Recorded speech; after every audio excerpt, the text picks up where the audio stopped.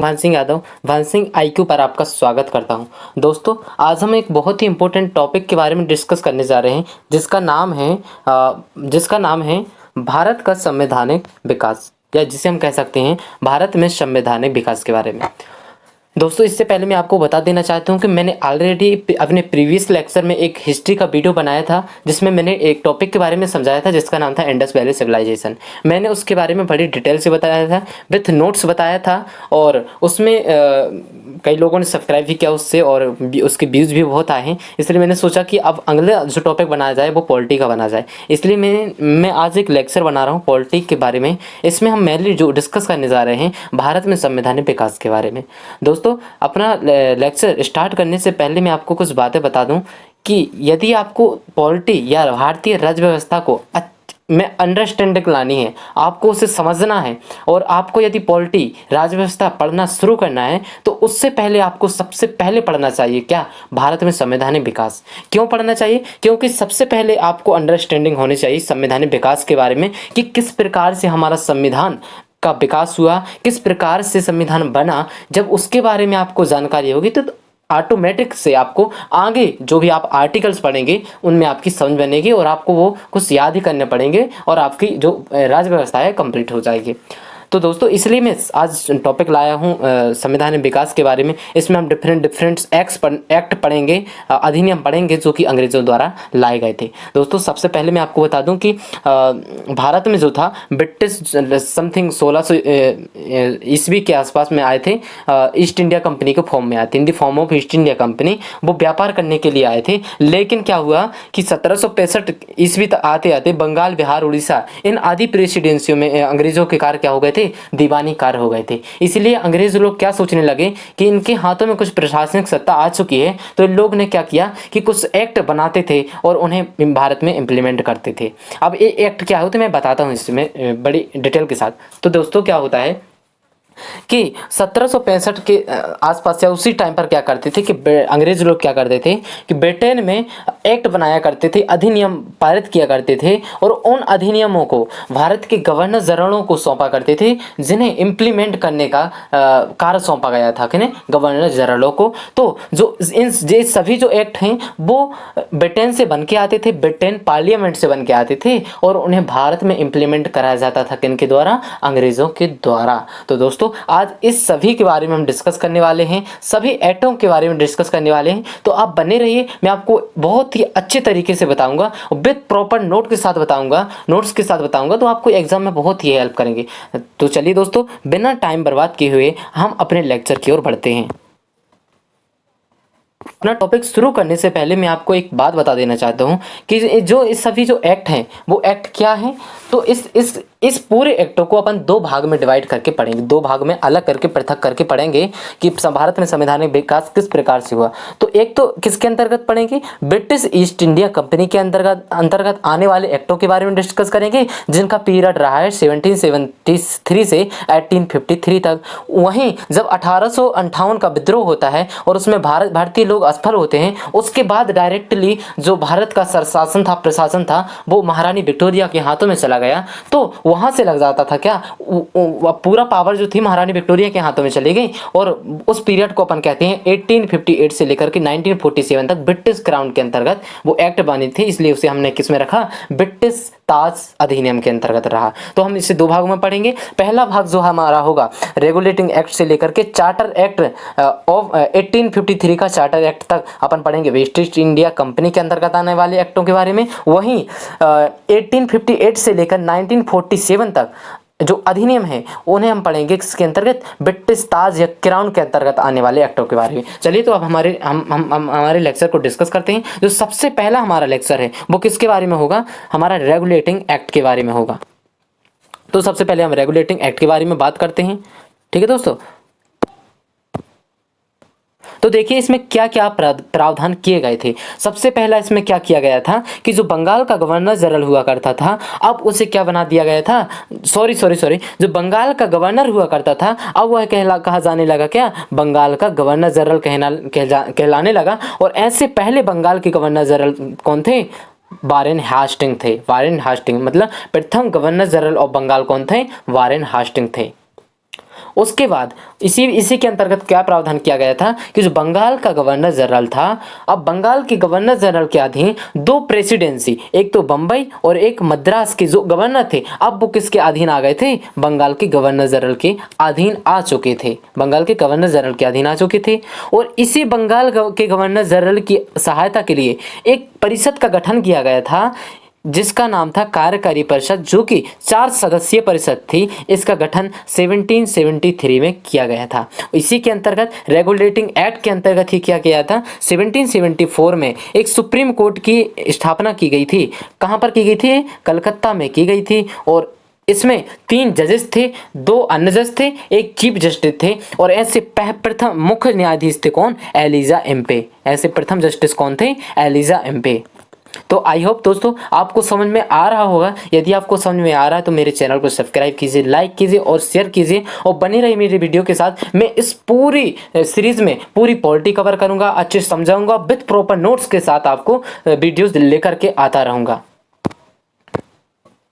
1784 के Pitt's India act के बारे में, किसके बारे में बात करते हैं? 1784 के पिट्स इंडिया एक्ट के बारे में, पिट्स इंडिया एक्ट के बारे में बात करते हैं, जो कि 1784 में ब्रिटिश पार्लियामेंट में पारित हुआ था और उसे लागू किया गया था। कहाँ पर? इंडिया में किया गया था। इसमें सबसे पहले इसमें क्या प्रावधान किया गया था कि जो कंपनी के कार्य थे, जो व्यापारिक कार्य था, अब व्यापारिक कार्य एवं उसके राजनीतिक कार्यों को अलग कर दिया गया था। इसी के अंतर्गत व्यापारिक एवं राजनीतिक कार्यों को अलग कर दिया गया था। अब व्यापार जो पहले से एग्जिस्ट एक मंडल था जिसका नाम था नियंत्रक मंडल, या जिसे इंग्लिश में हम कहते हैं board of directors, board of directors, इसकी जिम्मेदारी किसे सौंप दी गई? इसके लिए जिम्मेदारी सौंपी व्यापारिक कार्यों का। अब जो कंपनी का व्यापारिक कार्य था उस पर नियंत्रण किसका था? बोर्ड ऑफ डायरेक्टर्स का। अब राजनीतिक कार्य की बात करते हैं तो राजनीतिक कार्य में क्या हुआ कि अब जो कंपनी का राजनीतिक कार्य था या प्रशासनिक कार्य था उसके लिए एक 6 सदस्यीय मंडल का गठन किया गया जिसका नाम था बोर्ड ऑफ कंट्रोल या नियंत्रक मंडल के नाम से भी इसे जानते हैं, जो कि एक 6 सदस्यीय मंडल था और यह भारत में सैन्य, असैनिक और राजस्व गतिविधियों का नियंत्रण करता था।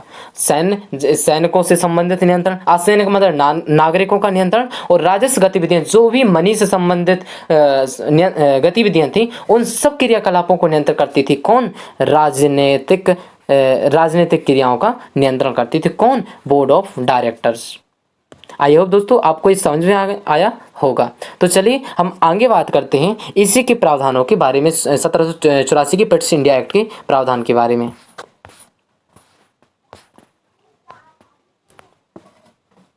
चलिए इंडिया एक्ट के बारे में अब हम बात कर रहे हैं 1793 के चार्टर एक्ट के बारे में। इसमें क्या प्रावधान किए गए थे? अब इसमें क्या किया गया है कि जो व्यापारिक एकाधिकार था, व्यापारिक मोनोपोली थी, जो अंग्रेजों की व्यापारिक मोनोपोली थी, मोनोपोली मतलब पूरा व्यापार अपने अधीन करना, मतलब मोनोपोली की पॉलिसी को अपनाना क्या कहते हैं? व्यापारिक एकाधिकार कहते हैं। इनके जो ट्रेड राइट थे, जो इनके व्यापारिक अधिकार थे, उन्हें 20 वर्ष के लिए बढ़ा दिया गया इस एक्ट के तहत। किस एक्ट के तहत? 1793 के चार्टर एक्ट के तहत बढ़ा दिया गया। देखिए अब मैंने पिछली वीडियो में बताया आपको, अभी बताया 1784 के पिट्स इंडिया एक्ट में क्या बताया कि जो बोर्ड ऑफ कंट्रोल था, बोर्ड ऑफ निदेशक मंडल था, बोर्ड ऑफ डायरेक्टर था, उसमें क्या किया कि जो सदस्यों के वेतन थे अब वो कहाँ से दिए जाने लगे? भारतीय राजस्व से दिए जाने लगे। भारतीय राजस्व से दिए जाने लगे थे इनके वेतन, पेमेंट एंड अलावेंस, वेतन भत्ते इन सबके जो ब्रिटिश ऑफिसर थे इनके निदेशक मंडल के भारतीय राजस्व से दिए जाने लगे थे। इसी एक्ट के तहत क्या हुआ कि 21 अप्रैल 1793 को ICS की, इंडियन सिविल सर्विस की भारतीय नागरिक सेवा की प्रथम बार परीक्षा को आयोजित कराया था। ठीक है, इसी के अंतर्गत कराया था, लेकिन ये लिखित नहीं थे, रिटन एग्जाम नहीं थे, ये सब ब्रिटेन में हो रहे थे। इसकी जानकारी इंडियन लोगों को अभी भी ज़्यादा पता नहीं चल पा रही थी। तो अब बात करते हैं हम किसके? 1813 के चार्टर एक्ट के बारे में। चलिए तो बात करते हैं 1813 के चार्टर एक्ट के बारे में। इसमें क्या प्रावधान किए गए थे इसका के बारे में हम डिस्कस कर रहे हैं। तो इस एक्ट के तहत क्या किया गया कि जो व्यापारिक एकाधिकार थे इसको तो प्रतिबंधित किया, समाप्त कर दिया गया। कुछ व्यापारों को छोड़कर, जैसे चाय का व्यापार, जो कि भारत में चाय का व्यापार किया जाता था और उसे कहाँ भेज दिया जाता था, इंग्लैंड में, लंदन, ब्रिटेन भेज दिया जाता था। और चीन के साथ भी व्यापार बना रहा। बाकी सभी व्यापारों को इन्होंने क्या किया, व्यापार को समाप्त कर दिया गया। और पूरी तरीके से अब ये लोग क्या बनते जा रहे थे, प्रशासनिक निकाय बनते जा रहे थे। समझ, अंग्रेजों को भारत से व्यापार करने की खुली छूट मिल गई थी। ठीक है, अब बात करते हैं अपन 1833 के चार्टर एक्ट के बारे में। 1833 के चार्टर एक्ट के बारे में, तो इसके अंतर्गत क्या किया गया था कि जो बंगाल का गवर्नर जनरल था, इसके अंतर्गत क्या किया, जो बंगाल का गवर्नर जनरल था अब वह भारत का गवर्नर जनरल कहलाने जाने लगा। बंगाल का governor general of Bengal became the governor general of India. इसी के हाथों सभी नागरिक एवं सैन्य शक्तियां हाथों में सौंप दी गई, किसके द्वारा, अंग्रेज सरकार के द्वारा। और इसी के अधीन जो बम्बई एवं मद्रास के गवर्नर थे उन्हें विधायिका की शक्ति से वंचित कर दिया गया। ऐसे भारत के पहले गवर्नर जनरल थे कौन, लॉर्ड विलियम बेंटिक। इसी के तहत क्या हुआ कि भारत को गवर्नर जनरल को विधायिका के असीमित अधिकार दिए गए, अनलिमिटेड पावर ऑफ लेजिस्लेटिव प्राप्त हो गई थी इनको। इसी के अंतर्गत क्या हुआ कि जो ईस्ट इंडिया कंपनी के व्यापार थे उन अधिकारों को समाप्त कर दिया गया। और इसमें पूरी तरह से क्या हो गई, ईस्ट इंडिया कंपनी एक प्रशासनिक निकाय बन गई। ईस्ट इंडिया कंपनी एक पूरी तरह से प्रशासनिक निकाय बन गई। और इसी एक्ट के तहत क्या हुआ कि जो इंग्लिश थी उसे official language of India declare किया गया। ओके, तो आई होप आपको समझ में आ रहा होगा। समझ में आता तो आप वीडियो को लाइक कीजिए, सब्सक्राइब कीजिए। अब नेक्स्ट जो एक्ट पर हम चलते हैं उसका नाम है 1853 का चार्टर एक्ट। देखिए, ये ब्रिटिश ईस्ट इंडिया कंपनी के अधीन जो था, ये अंतिम एक्ट था जो कि ब्रिटेन में पार्लियामेंट में इम्प्लीमेंट किया जाता था। ये लास्ट बात था किसके द्वारा लाया गया था, लॉर्ड डलहौजी के द्वारा लाया गया था, जो कि भारत के गवर्नर जनरल रहे हैं कब से कब तक, 1848 से लेकर के 56 तक। इसमें क्या प्रावधान थे कि जो गवर्नर जनरल की परिषद से प्रशासनिक एवं विधायी कार्य को पृथक कर दिया गया। जो गवर्नर जनरल की काउंसिल थी उसमें एडमिनिस्ट्रेटिव एवं लेजिस्लेटिव वर्क को क्या कर दिया गया, पृथक कर दिया गया। और इसी के अंतर्गत एक परिषद का गठन किया गया जिसका नाम था ऑल इंडिया लेजिस्लेटिव काउंसिल, और जो कि 12 सदस्यीय थी। ये भारत के विभिन्न प्रांतों में थी। इसी के अंतर्गत 1853 में प्रथम बार भारतीय नागरिक सेवा, अभी मैंने बताया वहाँ पर कि ICS की परीक्षा कराई गई, लेकिन वो रिटन नहीं थी, वो ऐसे पता नहीं था ज़्यादा कुछ। लेकिन 1853 में प्रथम बार भारतीय नागरिक सेवा लिखित परीक्षा आयोजित कराई गई थी। कहाँ पर केवल एक कराई जाती थी, केवल कहाँ पर, लंदन में कराई जाती थी। अब इससे संबंधित आपको 2-3 प्रश्नों को याद रखना है। इसमें क्या प्रश्नों को आपको याद रखना है, आपको याद ये रखना है कि यदि पूछा जाए एग्जाम में कि भारत में ICS की परीक्षा को क्वालिफाई करने वाले सबसे पहले कौन व्यक्ति थे, तो आपका आंसर होगा कौन सा, आप तो देंगे कौन, सत्येंद्र नाथ टैगोर, नहीं, लेकिन इसका राइट आंसर होगा सुरेंद्र नाथ बनर्जी। सुरेंद्र नाथ बनर्जी पहले जिसने ICS की परीक्षा को क्वालिफाई किया, लेकिन इन्हें अंग्रेज सरकार द्वारा क्या किया गया था, टर्मिनेट कर दिया गया था, निलंबित कर दिया गया था। यदि आपसे दूसरा सवाल क्या पूछा जाएगा कि ऐसे भारत के पहले ICS अफसर कौन है, तो उसका आंसर, राइट आंसर क्या हो जाएगा, सत्येंद्र नाथ टैगोर। सत्येंद्र नाथ टैगोर, सत्येंद्र नाथ टैगोर, टैगोर। तो आई होप आपको इस समझ में आ रहा होगा। इसके बाद हम डिस्कस कर रहे हैं किसके बारे में, क्राउन के शासन के बारे में। अब आपको इसे अच्छी तरीके से समझना है और इसे बड़ी अंडरस्टैंडिंग के साथ समझना होगा। तो अब बात करते हैं क्राउन के।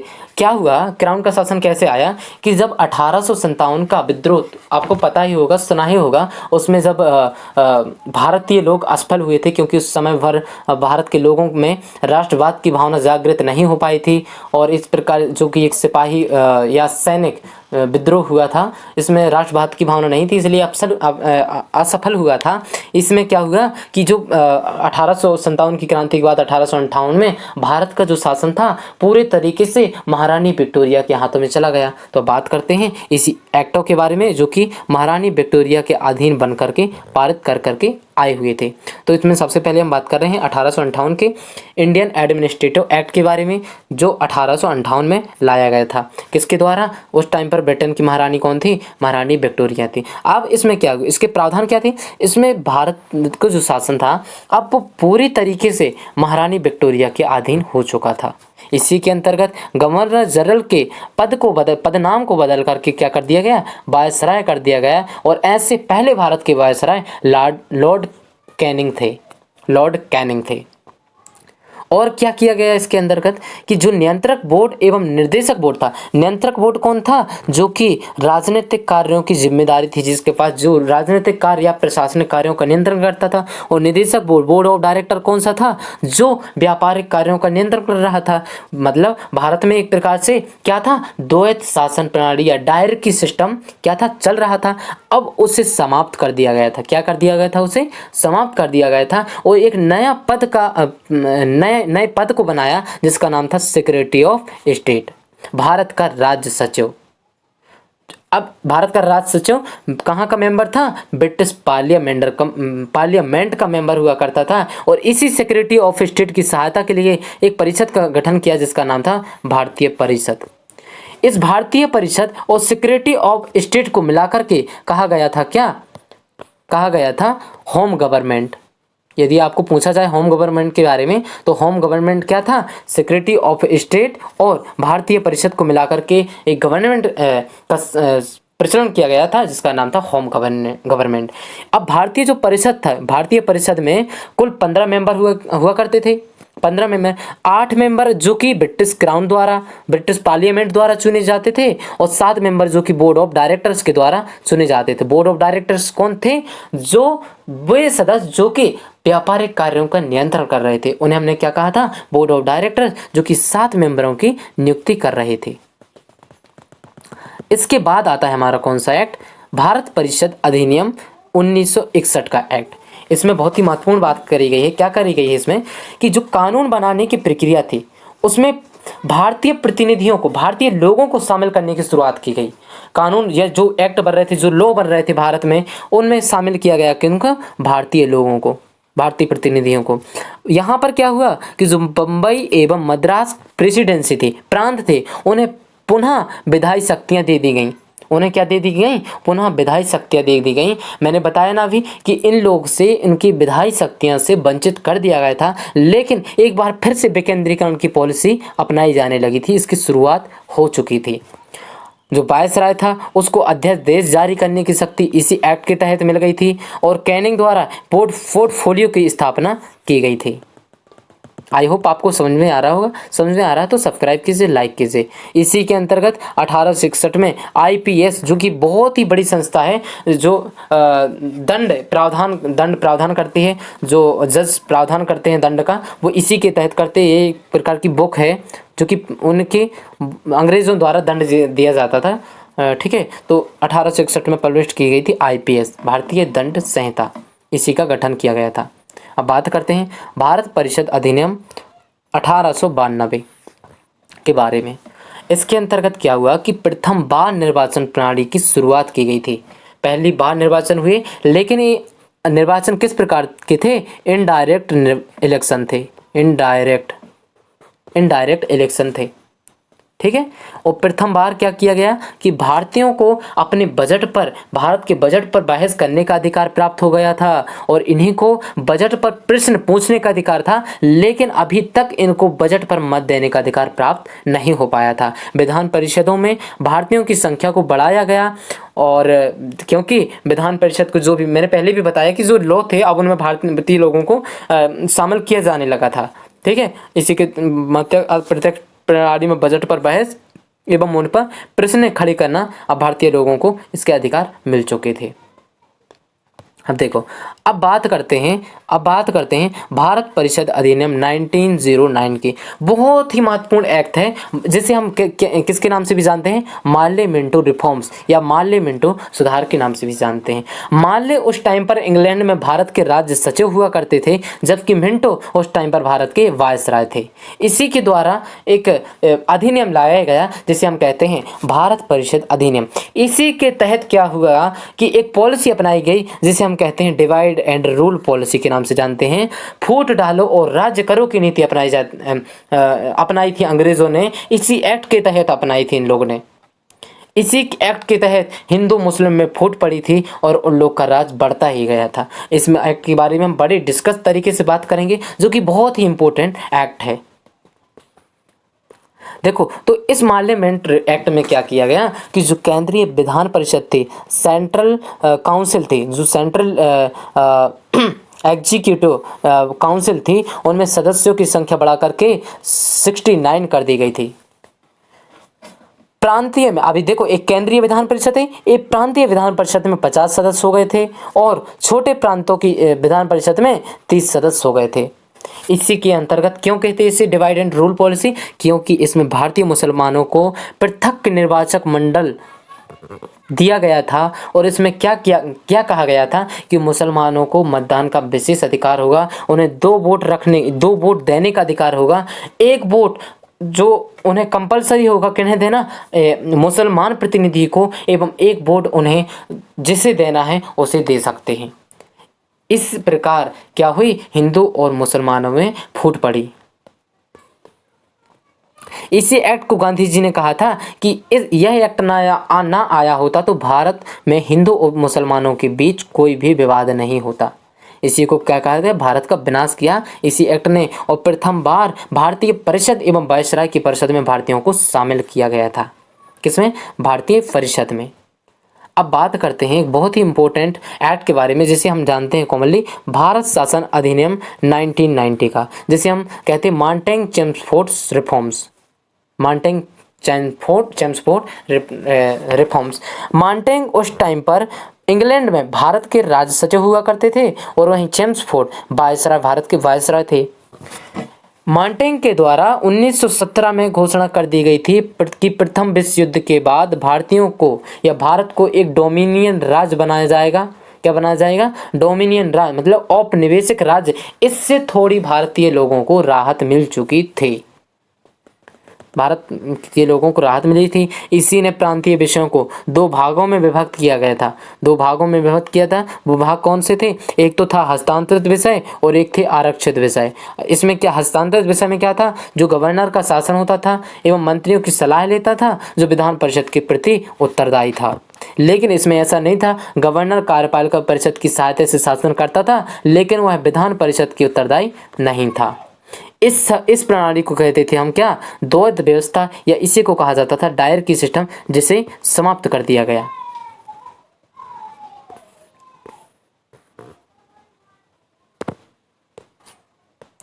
इसी मांटेंग चेम्सफोर्ड एक्ट में क्या हुआ, प्रथम बार देश में द्विसदनीय व्यवस्था, एक राज्यसभा एक लोकसभा की क्या की गई, स्थापना की गई और प्रत्यक्ष निर्वाचन की भी व्यवस्था की गई।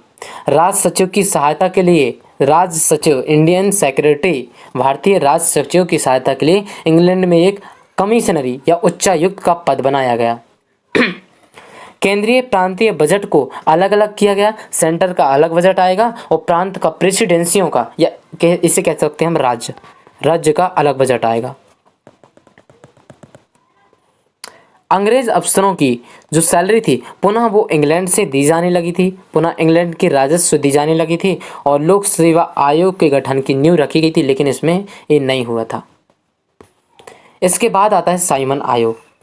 साइमन आयोग जो कि बहुत ही महत्वपूर्ण आयोग है, जो कि 7 सदस्यीय आयोग था और इसमें सभी लोग क्या थे, फिरंगी थे, इसलिए इसे कहा गया हमने क्या, श्वेत आयोग भी कहा है।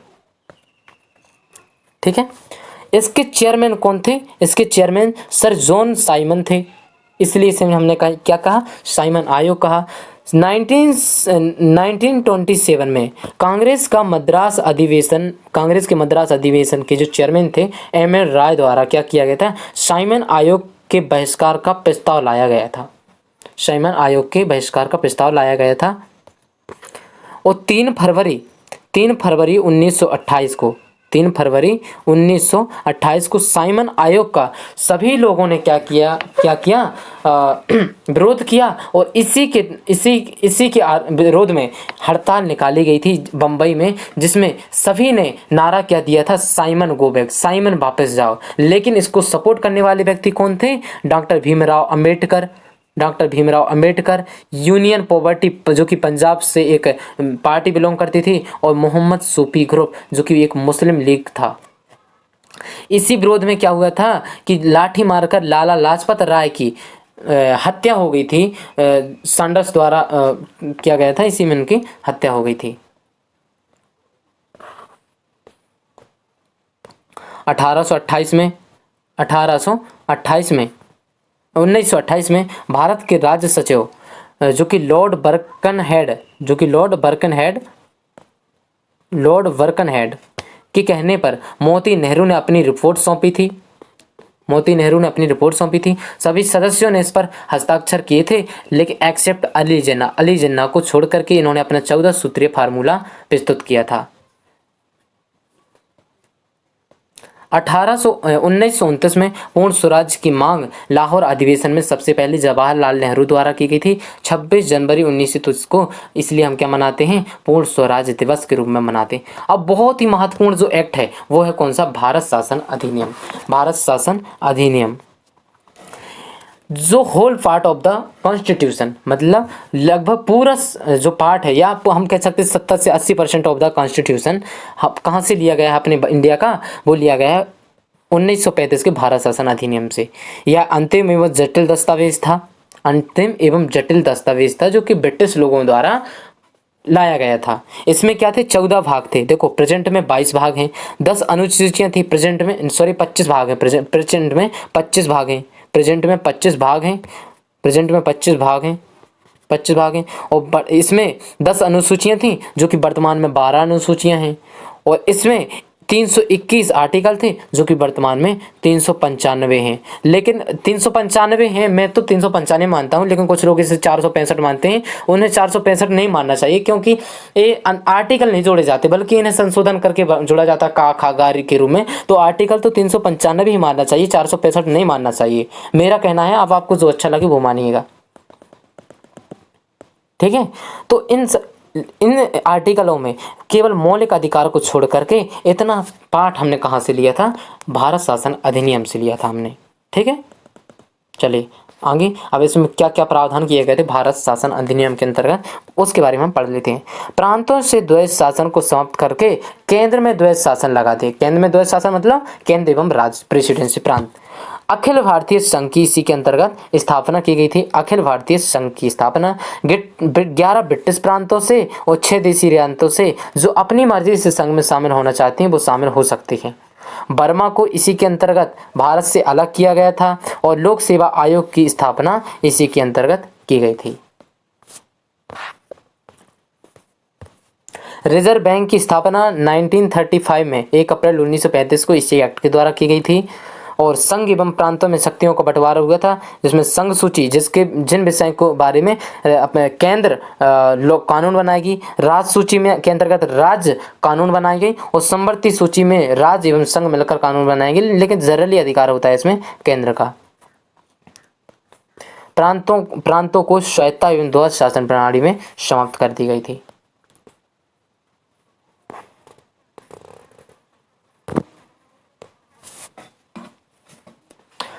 आई होप दोस्तों आपको ये वीडियो बहुत ही समझ में आया होगा, इंटरेक्टिव रहा होगा। आपको यदि अच्छा लगता है तो आप कमेंट कीजिए और बताइए कैसा लगा। यदि आपको अच्छा लगता है और आप अच्छा लिखते हैं और यदि आपको और वीडियो चाहिए तो आप मुझे कमेंट में बता सकते हैं, और मैं विथ प्रॉपर नोट्स के साथ आपको वीडियो लाऊंगा। और आप मेरे चैनल के साथ बने रहिए, और इसी के साथ आपका धन्यवाद कहना चाहता हूँ।